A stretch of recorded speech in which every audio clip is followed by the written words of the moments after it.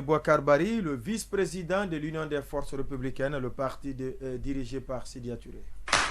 On refait le monde, l'invité. Monsieur Boubacar Bari, bonsoir. Oui, bonsoir à vous, bonsoir à vos chroniqueurs et à vos millions d'auditeurs. À ne pas confondre Boubacar sans Bari, tous les deux, c'est vrai, vous êtes de teint clair, mais lui, il est chroniqueur avec nous, vous êtes politique. Alors, il vous pose la première question. Je le salue, en passant, je le salue.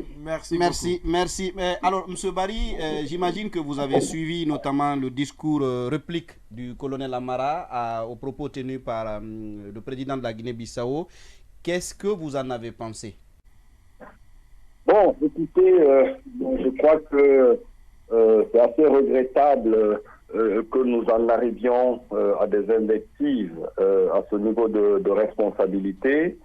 Je crois qu'il faut savoir garder son calme en toute occasion et puis, utiliser quand même les mots ou les paroles dans le sens toujours de l'apaisement. S'il y a une incompréhension, c'est quand même un chef d'État et qui, de surcroît, est le président en exercice de la conférence des chefs d'État de la CEDEAO. C'est dans cette fonction-là qu'il se mêle en quelque sorte du dossier guinéen, parce que la CEDEAO est bien aujourd'hui dans la crise guinéenne en ayant désigné un médiateur. Donc je pense qu'il faut vraiment savoir raison garder. Les propos diplomatiques, les propos fraternels, je pense, font toute la différence par rapport aux invectives, de mon point de vue.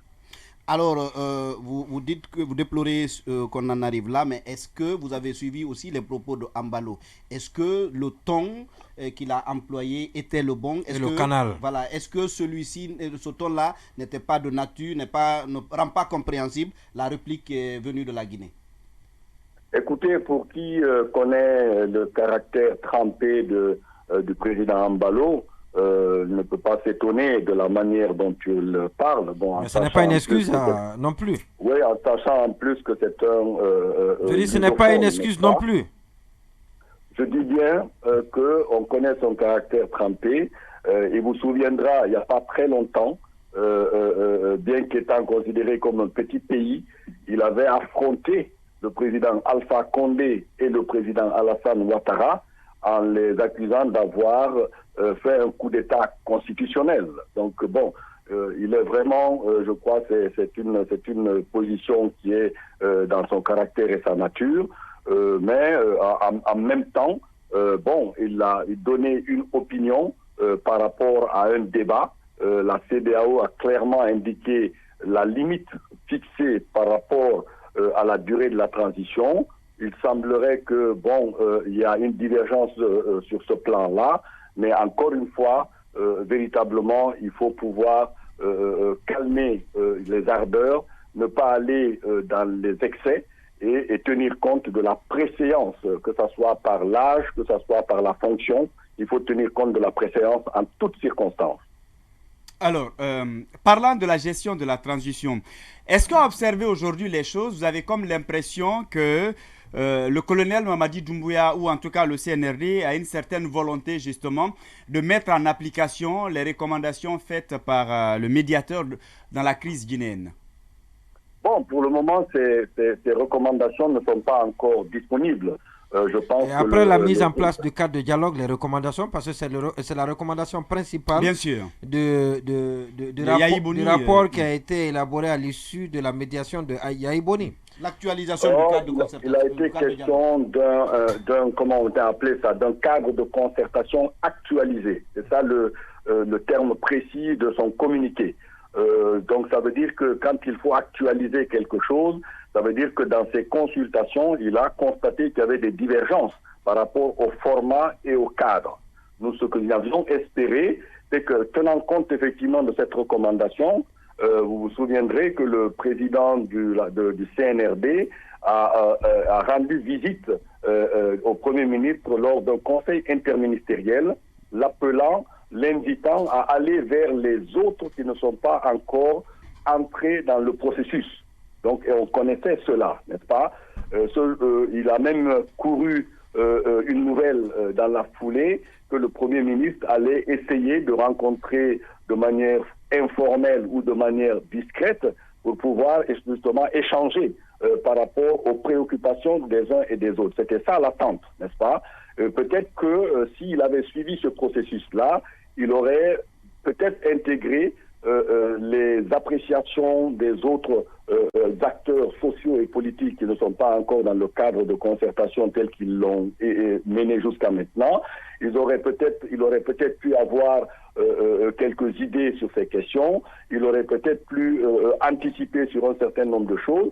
C'est fort de cette consultation préalable et souterraine, peut-être qu'il aurait même donc à ce moment-là proposé un projet de décret qui intègre ces préoccupations. Mais au lieu de ça, comme d'habitude, la posture constante et permanente du CNRD, c'est des décisions unilatérales, sans aucune concertation, alors que ce sont des questions qui concernent tout le monde, encore une fois. Donc voilà véritablement, à notre avis, la manière dont ça s'est passé, et on a perdu une occasion par rapport à une démarche qui aurait pu entraîner tout le monde. On a perdu une occasion, encore une fois.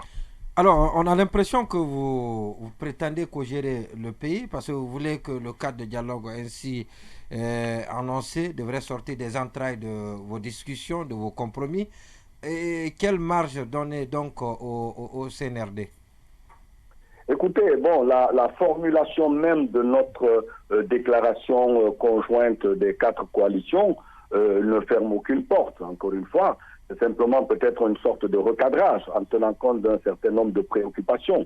Il est évident que le dialogue tel que décrit dans le décret et puis de création et tel que expliqué par la suite par le Premier ministre fait ressortir des éléments nouveaux avec donc des facilitateurs nationaux dont on n'a pas véritablement défini les profils et les termes de référence. Et pourtant, c'est ce qui a été recommandé. C'est ce qui a été recommandé par le médiateur. Réunissez-vous, rencontrez-vous, entendez-vous. C'est ce qu'il vous a dit. Mais vous voulez que les autres viennent encore, qu'ils viennent. Mais on ne s'est pas entendu parce qu'on n'a pas été consulté. On s'entend. Quand on dit entendez-vous, on s'entend. Ça veut dire que c'est 2 parties qui s'entendent. C'est pas une seule partie qui s'écoute et qui décide, n'est-ce pas? Cette entente, encore une fois, aurait été matérialisée, ne serait-ce que par des contacts informels. Vous vous souviendrez que vraiment le bruit a couru, que le Premier ministre va aller vers. Nous, on nous a questionné là-dessus. On a dit, jusqu'à présent, on n'a aucune information. Je vous apprends que l'ancien Premier ministre, comment il s'appelle, Mohamed Beavoudi, avait mené ce genre de consultation, pardon. Il avait envoyé des conseillers aller rencontrer de manière discrète un certain nombre de partis de coalition et d'organisations de la société civile pour recueillir leur compréhension par rapport à ce cadre de dialogue. Bon, ça n'a pas prospéré, mais on aurait espéré que le Premier ministre Gomu aurait réussi à lire le message en quelque sorte du président de la transition, aller ramener les gens, ça veut dire aller vers eux. C'est comme ça que ça s'entend. On va vers eux, on dit bon voilà, j'ai une nouvelle mission avec des nouvelles attributions, avec des nouvelles orientations, il semblerait que vous êtes toujours réticents, quel est le problème? Bon, on en parle. On dit oui, nous avons des appréhensions, oui, nous avons des préalables, oui, tous ces éléments. Mais cela doit être fait et dit dans le dialogue. Mais si on épuise, si on évacue tous les sujets qui doivent être des sujets du dialogue, alors qu'est-ce qui va rester? Quelle va être la substance à débattre dans le dialogue? Et parce que ce que vous dites là, en principe, ça doit être discuté quand vous allez vous retrouver. Mais vous voulez que tout cela soit évacué avant l'ouverture du dialogue. Que dans les conditions actuelles, avec nos leaders en exil, avec vous voulez qu'on annule que les procédures judiciaires... Vous pensez que on peut aller à un dialogue de manière apaisée et sereine dans ces conditions? Alors, le gouvernement a raison quand il dit que vous ne viendrez jamais tant que la justice, les procédures engagées contre vos leaders ne sont pas annulées. C'est ça? C'est lié à cela? Il faut forcément contre quel leader? Contre quel leader? Ah oui, mais vous dites que vos leaders ne sont pas là. Et donc, pour cela, vous ne pouvez pas aller au dialogue. Nous sommes dans un contexte où il faut poser des actes d'apaisement. Ça se passe partout comme ça. Quand on veut inviter les gens... Apaisement, là, c'est quoi? Qu'est-ce que vous entendez apaisement? C'est dire qu'il n'y a plus de poursuites contre eux. Il faut quand même libérer les détenus politiques et les détenus d'opinion. Il n'y a pas de raison que Saïkouya Yabari se retrouve en prison aujourd'hui, près de 50 jours après, sans aucun jugement pour une opinion. C'est notre secrétaire exécutif. Il n'y a pas de raison aujourd'hui que les Fonike Mangel et Ibrahim Diallo se retrouvent en prison pour avoir exprimé un droit constitutionnel. Il n'y a pas de raison aujourd'hui que des gens comme les Sidia Touré, comme les Selou Dalen Diallo, comme les Abouakar Souma, comme les Sekou Koundouno considèrent qu'ils ne peuvent pas rentrer dans leur pays parce qu'ils ne se sentent pas en sécurité. Qu'est-ce qu'il y a contre Sidia? Parce que ce que je sais, on ne sait pas s'il y a quelque chose. Inclusif, peut-il exclure cela?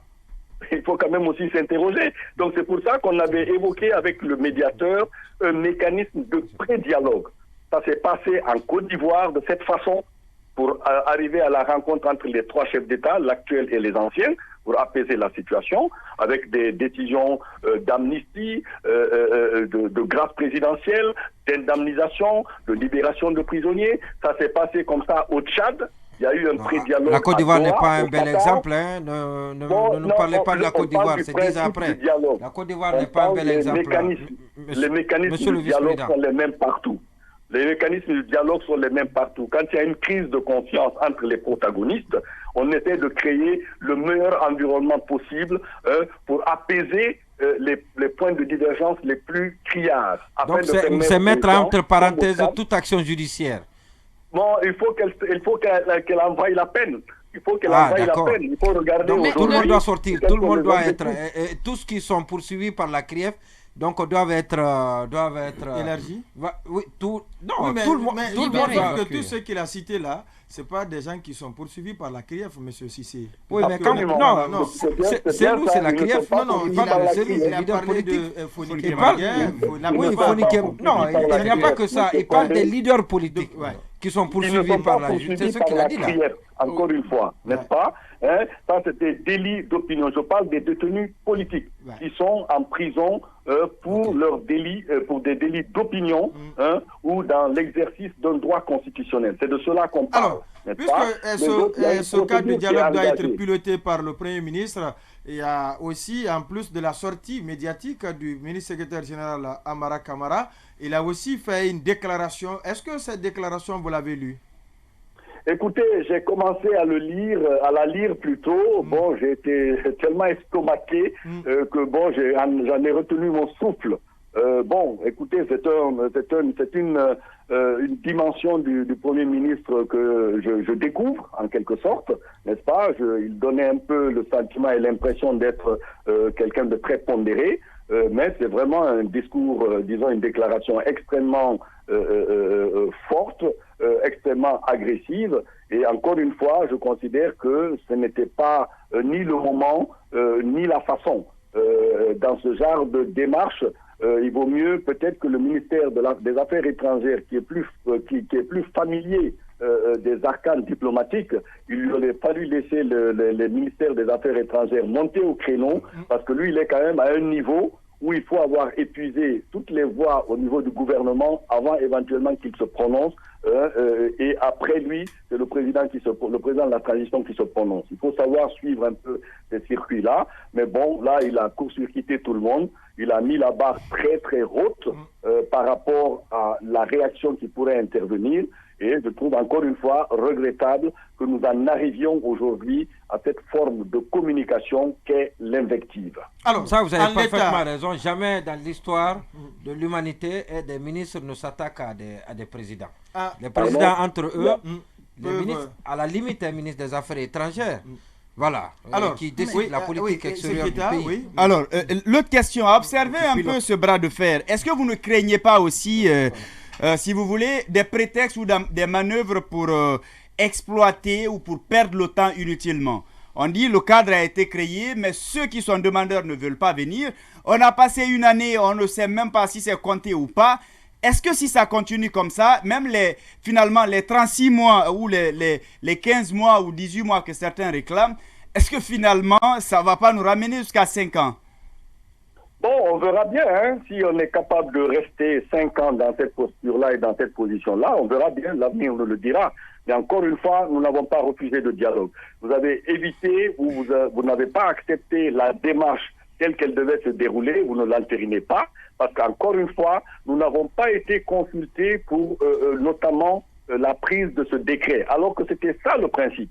À partir du moment où on avait eu une concertation préalable, je suis convaincu que les termes de ce cadre de dialogue auraient été largement améliorés. Nous n'avons aucune visibilité par rapport au médiateur, son rôle et ses activités. Ni nos partenaires techniques et financiers classiques qui nous accompagnent et qui nous ont toujours accompagnés dans ce processus.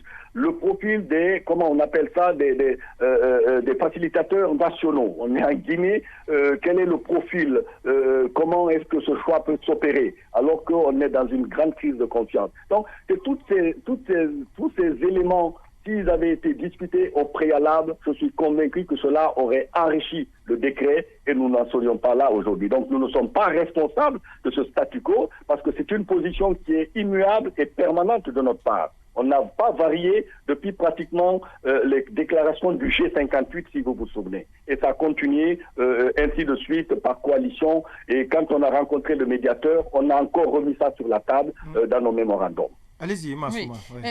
À vous entendre ou au vu de la situation, on a l'impression que vous rendez la tâche facile à la junte. Est-ce qu'il ne faudrait peut-être pas aller sur cette table-là et commencer à négocier, poser vos conditions afin de voir ce qui se passera plus tard? Mais, madame, dans une discussion de cette nature, où c'est donc du pays dont on parle, la forme commande le fond. Si véritablement celui avec lequel nous devons parler se comporte déjà d'une manière aussi autoritaire, aussi unilatérale, et qui déjà a commencé à persécuter ceux qui doivent être autour de la table, ou en tout cas ses représentants. Comment voulez-vous, qu'est-ce qu'on peut en tirer avec cette perception-là? Mais peut-être qu'ils le font à dessein. Peut-être qu'ils le font à dessein. Non, bon, écoutez, à ce moment-là, il faut situer les responsabilités. Il faut à ce moment-là dire que bon, c'est le CNRD qui aujourd'hui est dans une posture de ne pas favoriser, de ne pas créer les conditions les meilleures pour effectivement un dialogue structuré, apaisé et qui peut produire des résultats importants. On n'a même pas commencé encore à rentrer dans le fond. Le fond, c'est des questions que tout le monde connaît. Il y a les 10 actions proposées dans le cadre de concertation. Nous, on en est à 4 ou 5 avec des délais très bien précis. Nous avons des propositions dans ce cadre-là. Donc, le débat se fera à ce moment-là. Mais faut-il que les conditions les meilleures pour que le débat soit serein, soit apaisé, soit convivial, que cela soit créé. Et c'est seul le CNRD qui peut créer ces conditions. Alors, au même moment, dans son discours pour baliser le chemin pour ce dialogue, le Premier ministre a dit que les travaux se feront, mais avec le respect du principe de séparation des pouvoirs, l'exécutif, le judiciaire et le législatif. Qu'est-ce que vous avez sous-entendu de ce passage du Premier ministre? Bon, écoutez, comme on dit, on est toujours dans le 2 poids 2 mesures. Moi, ce que j'observe, c'est que la justice n'a pas été correctement respectée quand il s'est agi de confisquer la maison du président Sidya Touré, ni la destruction de la maison de Cellou Dalein Diallo. Bon, donc il faut savoir ce qu'on veut. On ne peut pas d'un côté dire c'est la justice qui doit être le préalable de tout et que de l'autre côté, ça c'est une décision administrative, malgré qu'elle ait été dénoncée au niveau de la justice, jusqu'à présent c'est pendant là-bas, mais en attendant, on a exécuté l'action administrative ou l'action, de l'État. Donc il faut savoir ce qu'on veut. On veut bien séparer pourvu que effectivement la justice s'applique de manière indistincte, de manière indépendante et sans aucune pression. Là, tout le monde se soumettra. Tout le monde se soumettra. Bouakar Bari, vice-président de l'Union des